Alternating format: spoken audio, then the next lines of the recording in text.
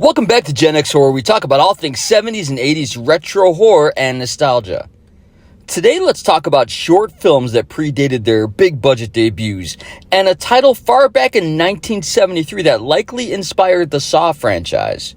You know, the movies we love usually filed wrong, sometimes literally behind other movies, with names that sounded like they were generated by a horror Mad Lib machine. These weren't the pristine theatrical releases your parents warned you about. These were rough, raw, and filmed on budgets that you couldn't even use to take a meeting to talk about the budget in today's world. Today we're taking a ride through what likely led to the 1980s Satanic Panic and deviating here and there for a layover in Slasherville. From cannibal miners seeking revenge to cult classic short films that put their big budget counterparts to shame, these are the titles that separated casual horror fans from the dedicated degenerates who'd stay up until 3 a.m. rewinding the good gore scenes and cinematic slashes. Here comes a wildly eclectic mix. Alright guys, let's get into it.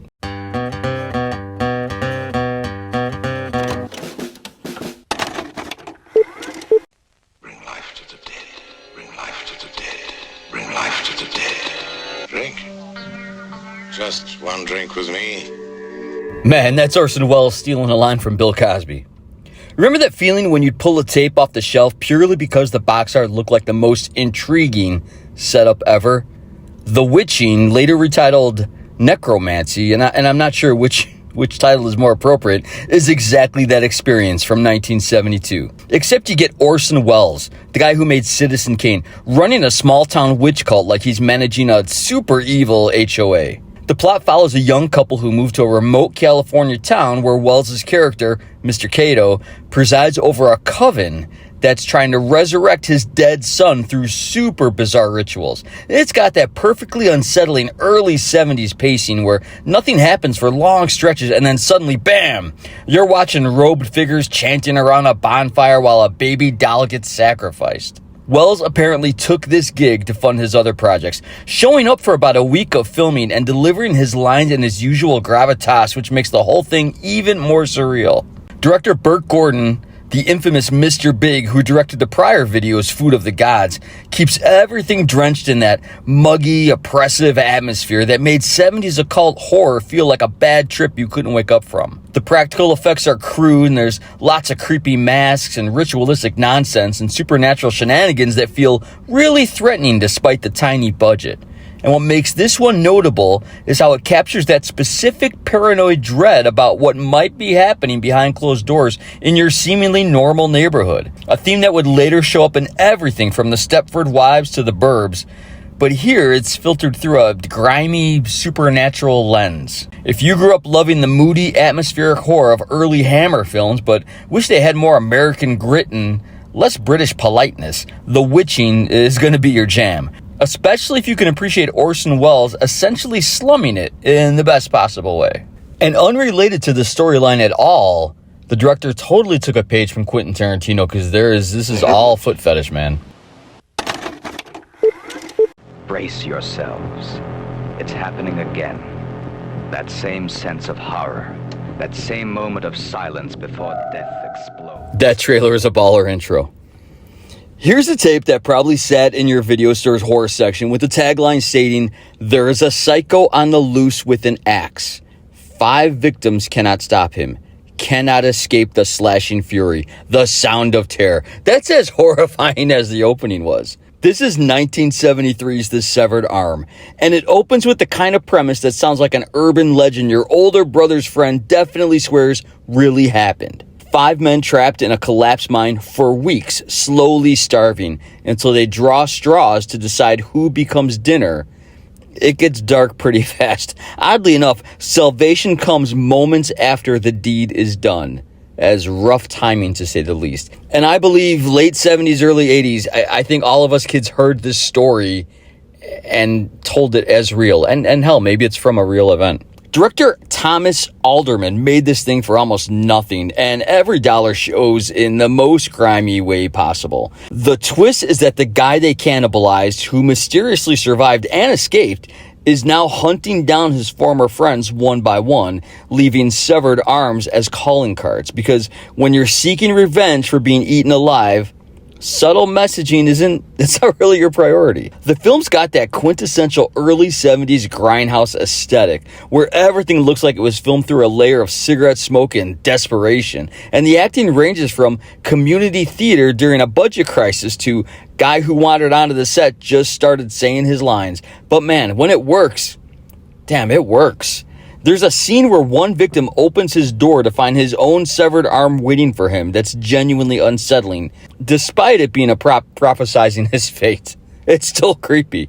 The whole thing plays out like I Know What You Did Last Summer if that movie had been made by a filmmaker who thought viewer comfort was just a mere suggestion. What's wild is how this predates the entire slasher boom by a solid 5 years, essentially creating a template for the sins of the past coming back for bloody revenge subgenre that would dominate the 80s. This is the kind of movie you discover at 2 a.m. during a sleepover, and it would fundamentally change your understanding of how dark horror could actually go. No supernatural safety net, no final girl escaping to tell the tale, just pure survival horror with a side of moral reckoning. The ending was a wild twist that I would even go so far as to say was the inspiration for the Saw franchise.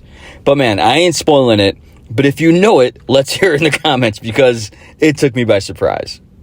Don't read the comments if you don't want it spoiled.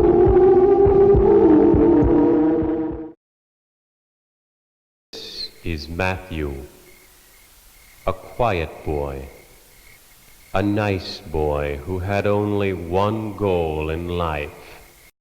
Hello? Anybody there? Daisy? To commit brutal murder. All right, I remixed that intro a little bit, but it's awesome. Okay, so imagine you're pitching a movie by saying, look, it's a slasher about a farm kid who accidentally kills his father with a tractor, gets a hook for a hand, then grows up to be a murderous maniac with a severe mommy complex, and somehow getting that greenlit. That's 1973's Scream Bloody Murder, a film that makes Psycho look emotionally well-adjusted by comparison. Director Mark Ray gave us Matthew, and honestly, the character is so unhinged he barely qualifies as human. A protagonist who sees his mother's face on literally every woman he meets, leading to a killing spree that's part slasher, part psycho-sexual nightmare, and entirely exploitation gold. The hook hand thing is deployed with all the subtlety of, well, honestly, a hook to the face, and Matthew wields it like a proto-Freddy Krueger who couldn't wait for the 80s to arrive. What's absolutely wild is how this came out the same year as The Exorcist, proving that 1973 was just an all-around banner year for movies that made your parents question all their life choices. The film's got that beautiful low-budget rawness, where the audio sounds like it was recorded in a tin can, and the cinematography that looks like animated crime scene photos. But here's the thing, Matthew is genuinely disturbing in a way that transcends the movie's technical limitations. Partially because actor Fred Holbert commits so completely to the role that you forget you're watching someone chew through scenery and start genuinely wondering if this dude needed a welfare check. The mama's boy angle and the early farm setting gives everything this sweaty, claustrophobic Americana kind of vibe that would later influence everyone from Tobe Hooper to Rob Zombie. This is the kind of movie that separated the kids who couldn't handle extreme VHS rentals from the ones who went running back to Gremlins. And if you made it through to the end without flinching, you would earn your horror kid credentials. Plus, that title is just, it's chef's kiss, man. Perfect grindhouse marketing.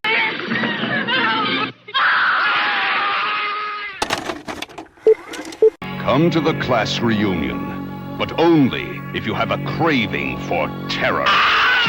Look, we're all here because we have a craving for terror. Let's get over it.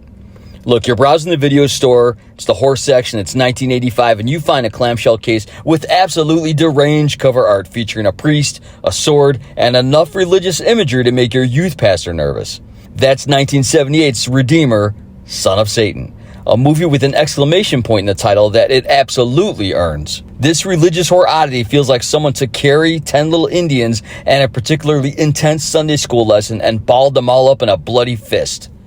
And the setup is incredibly simple.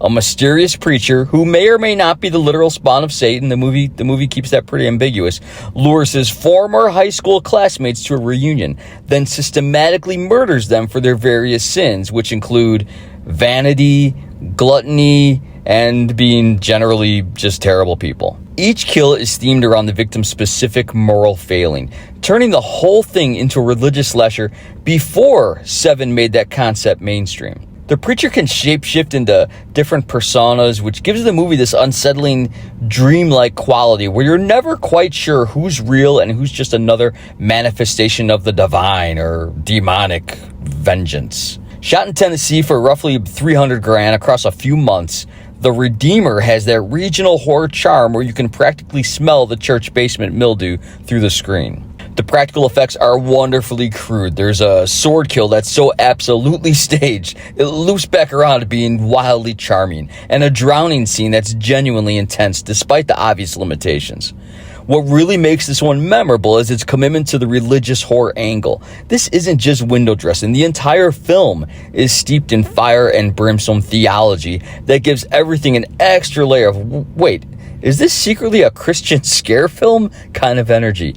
Hence that Satanic Panic coming in the 80s. The influence of Carrie is kind of obvious. That telekinetic prom revenge clearly inspired filmmakers to explore religious trauma as horror fuel, but The Redeemer goes harder and weirder, embracing its low-budget roots while delivering genuine scares. This is the kind of tape you'd rent because the box art looked cool, watch at midnight with your friends, and then spend the next hour arguing about whether the ending meant the preacher was actually supernatural or just a really dedicated serial killer who's super good with mind games.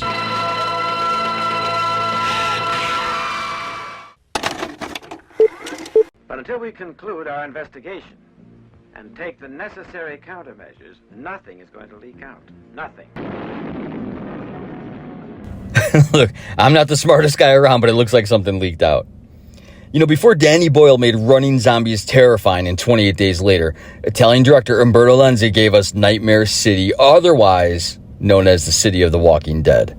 This is not your shuffling Romero-style zombie movie. These infected maniacs sprint, they use weapons, and apparently retain enough cognitive function to fly planes and organize attacks, making them less Walking Dead and more radioactive murder hobos with a purpose. The plot kicks off when a mysterious airplane lands at an Italian airport and onboards a horde of radiation-scarred killers who proceed to tear through the city like they're speed-running an apocalypse. Hugo Stiglitz plays a TV reporter trying to survive while also doing his job, because even during the end of civilization, you gotta get that footage, man.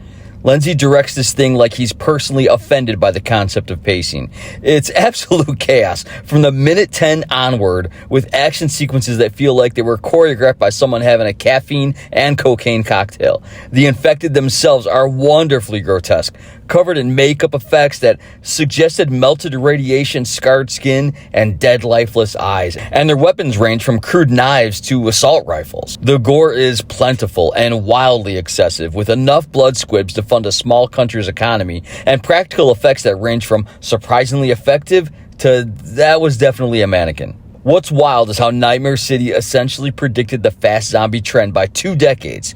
These things are genuinely threatening in a way that Romero zombies never quite achieved, partially because they can think strategically and partially because they're absolutely relentless.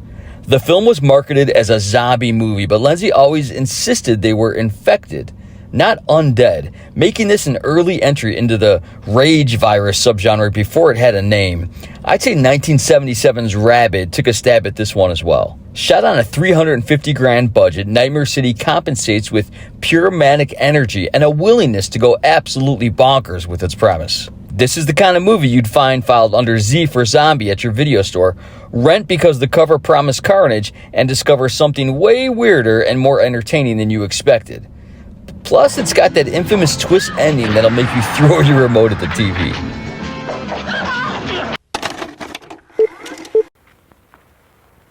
You do very good work. Thank you. Here's the thing. She's thinking of other work altogether.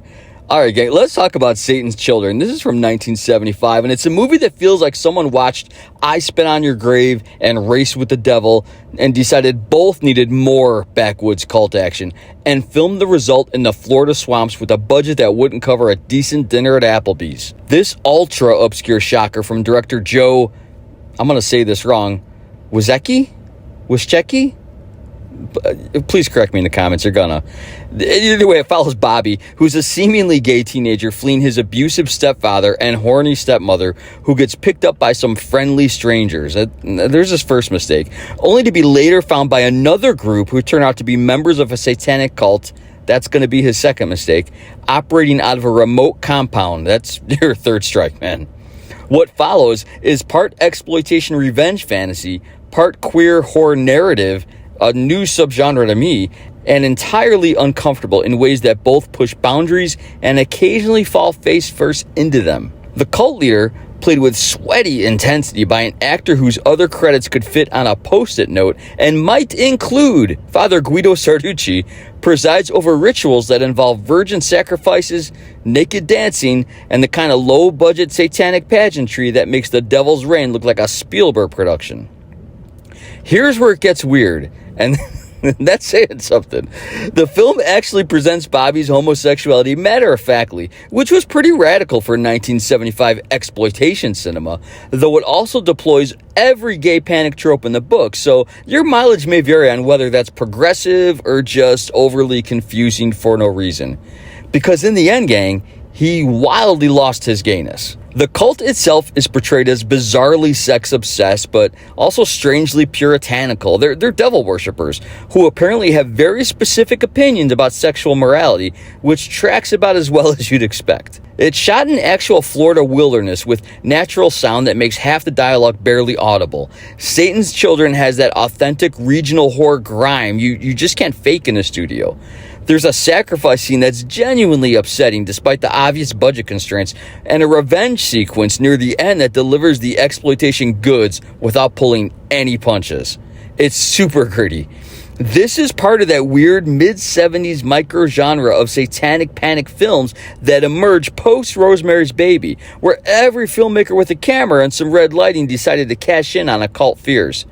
You'd have found this one, if you found it at all, in the absolute back corner of your video store, probably mislabeled and definitely overlooked. But for those who discovered it, Satan's Children became one of those you've got to see this midnight movie experiences that bonded horror kids together.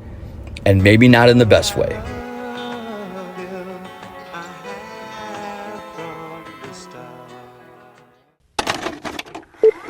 Keep out. This park is not for playing. The horrible truth will curdle your blood. Look, it may curdle your blood, but that still looks delicious. You know, sometimes you'd run a movie based purely on the title, then discover you'd stumbled into something far weirder and more ambitious than the budget had any right to attempt. That's 1979's Don't Go Near the Park, a film that opens in literally 12,000 BC, with siblings cursed by their cannibal mother to eternal life, sustained only by eating the life force of young people. And then it jumps to 1970s suburbia, where these ancient immortals are just, living regular lives and occasionally snacking on teenagers. Director Lawrence Folds, who later directed Young Warriors, another exploitation gem I need to catch, clearly wanted to make an epic horror saga spanning millennia, but had roughly $17 and a sweaty dream, resulting in a movie that ping-pongs between genuinely disturbing moments and, did they just really do that? Kinda hilarity. The ancient evil siblings, Tra and Gar, names that sound like placeholder text someone forgot to replace, are played by Crackers Finn. And wait, I need to emphasize this, a grown man named Crackers Finn is in this movie, and that's somehow not the weirdest thing about it. This is a wild storyline involving, you're going to love this, Linnea Quigley, that I'd guess many of her fans missed this one. The immortal duo's MO involves getting close to families, waiting for someone to hit the right age, then consuming their youth in sequences that mix terrible aging makeup effects with genuinely creepy body horror that we just saw in that opening shot. There's an extended subplot involving Tra's daughter discovering her mother's true nature that plays like a very special episode of a 70s sitcom, except everyone's a cannibal. The park of the title is supposedly built on cursed ground, but honestly the park seems fine. It's the characters in the park you have to avoid. Folds shoots everything with this weird dreamy quality where even normal scenes feel just a little off, like you're watching reality through a funhouse mirror coated in Vaseline. The gore effects range from surprisingly graphic, there's disembowelment that clearly use all the film's prosthetic budget, to definitely that's spaghetti and corn syrup. What makes Don't Go Near the Park fascinating is its sheer ambition. This is a movie that wanted to be The Hunger, but had to settle for being filmed in someone's actual house and the local park after hours. The ending features twist after twist, each one more ludicrous than the last, culminating in a finale that suggests the filmmakers just gave up and said, you know what, sure, why not? We're going this way. If you've seen this, let's hear it in the comments. There were parts I loved and parts I honestly still don't understand. All the Quigley parts I loved, for what it's worth. The 1880s drew to a close. Almost all of the Western tribes shared a crushing sense of hopelessness. And once again, the white man's government wanted to reduce their reservations even further. As a white man, my guilt is at a fever pitch, so throw this one on as well. Let me tell you about The Ghost Dance, a movie that probably sat on the video store shelf for years before someone finally grabbed it, desperate for something new and attracted by cover art that promised Native American mysticism and vengeful spirits. And baby, they got it. Director Peter, I'm going to say Buffa. I've never met the man. Buffa? B-U-F-F-A. This guy made this regional Arizona production with a setup that involves an ancient burial ground, and it's always a burial ground, but this time it's in the American Southwest, being disturbed by developers, triggering supernatural vengeance that manifests as ghostly Native American warriors and spirits who are not happy about centuries of massive disrespect. The cast includes actual Navajo actors, which gives the film more authenticity than most indigenous revenge kind of horror of the era, though it still operates within the exploitation storyline that treats spirituality as spooky set dressing more than genuine cultural exploration. What sets The Ghost Dance apart is its desert setting. Instead of the usual dark forest and isolated cabins that we love, we get sun-bleached landscapes and adobe buildings, giving everything this eerie, exposed quality where there's nowhere to hide from the spirits at all. The supernatural effects are wonderfully practical and often genuinely creepy. Spectral warriors appearing in mirrors, shadows moving independently, and possession sequences that rely more on atmosphere than expensive effects work. Our director keeps the pacing tight, understanding that his limited resources meant he couldn't afford the sprawling epic he might have wanted, so instead he delivers lean, focused supernatural horror with a killer soundtrack of eerie chanting and desert wind. The kills are creative and clearly influenced by the slasher boom. There's a particularly gnarly moment involving a ritual knife that definitely earned this movie its spot in the horror section. This is still an exploitation film made by outsiders, but there's a real respect for the source material that elevates it above the usual Indian burial ground nonsense. This was shot on 16mm with a regional cast and crew. The film has that authentic local flavor that studio productions could never really replicate. You can practically feel the Arizona heat coming off that screen. You'd rent this one looking for standard early 80s slasher action and instead discover something genuinely unique, a supernatural revenge tale that used its setting and themes to create something memorably eerie and a little soap opera-y. Plus, it's got that perfect VHS era runtime of 90 minutes. You get in, you get scared, you get out. No wasted time.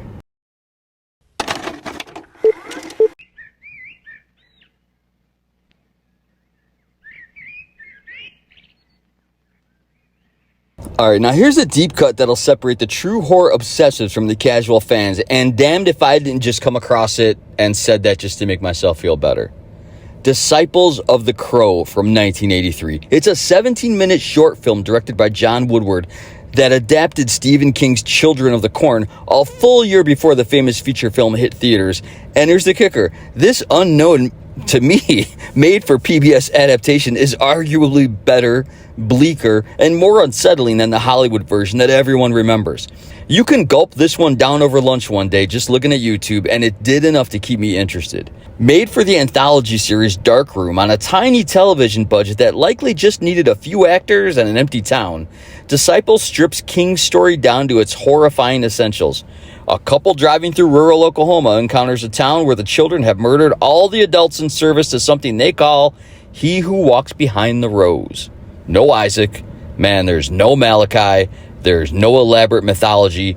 Just a pure, terrifying concept of children as remorseless killers operating under cult programming. Woodward shoots this thing with documentary-style realism that makes everything feel uncomfortably plausible, like found footage before that was really a thing. The child actors aren't the Hollywood cute kids you'd get in a main production. These are regular-looking rural Oklahoma children, which makes their dead-eyed menace exponentially more disturbing. The couple brings a naturalistic tear to their performances that big-budget horror often loses in favor of theatrical screaming. Because this was made for television, there's limited gore, which somehow makes it scarier. The violence happens just off-screen or in the shadows, letting your imagination fill in the gaps. And your imagination is always worse than anything makeup and effects can provide.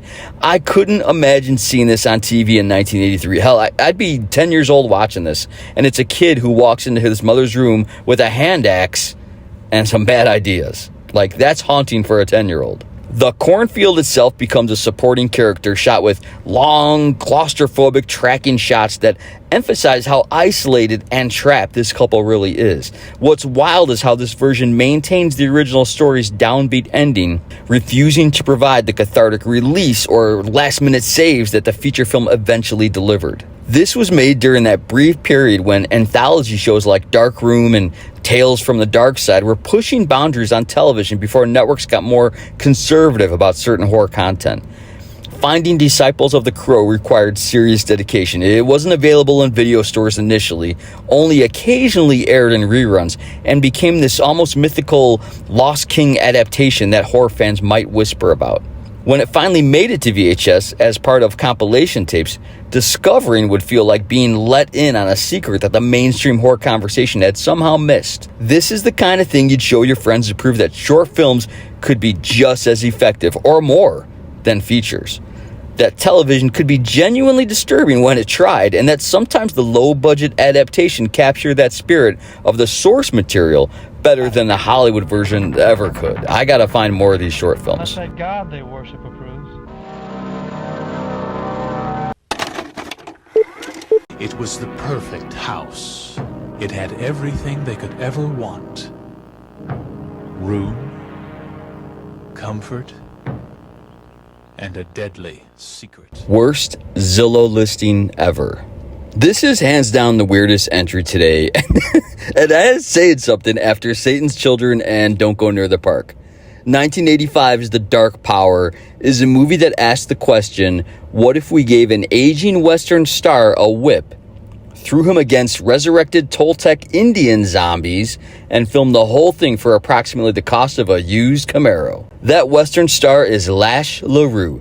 Yeah, that's his stage name, Lash LaRue, a bullwhip-wielding cowboy actor from the 1940s who was pushing 70 when director Phil Marshak convinced him to come out of retirement for the straight-to-VHS fever dream. And I'll be honest, guy looked great for 70 in 1985, where 28-year-olds looked 63.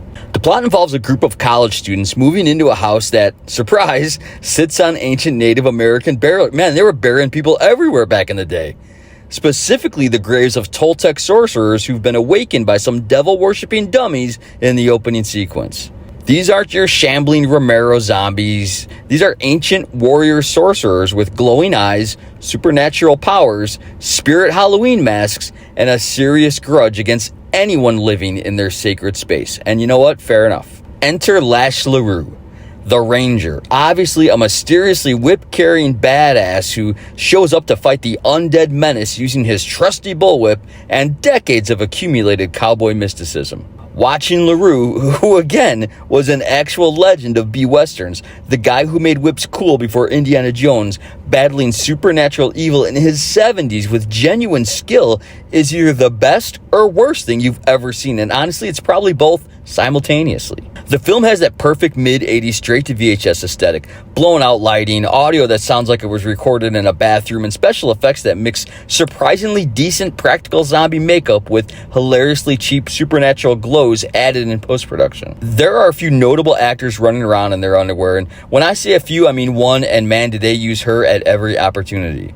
Director Marshak, who also worked on the anthology film 1980's The Long Island Cannibal Massacre, yes, that's real, worth noting, and the next video I'm checking out, and the first review for, look, I digress, and the first review for Long Island Cannibal is, the gore in this movie was pig intestines, fish heads, and condoms.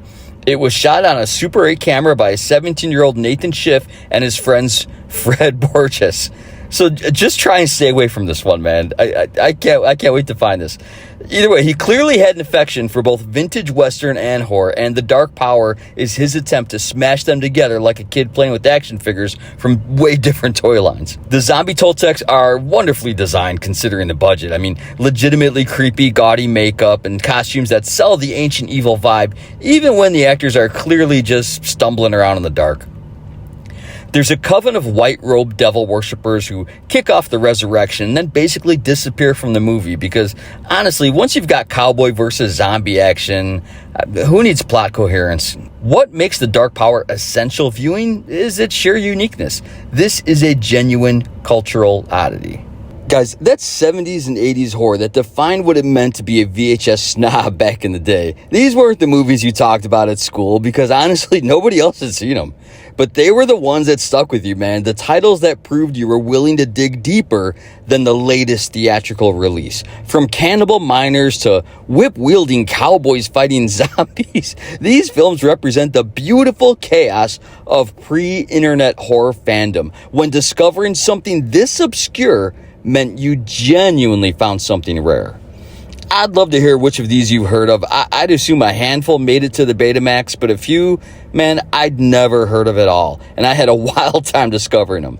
As always, thanks so much for watching, everyone. I love you, and again, as always, stay cool.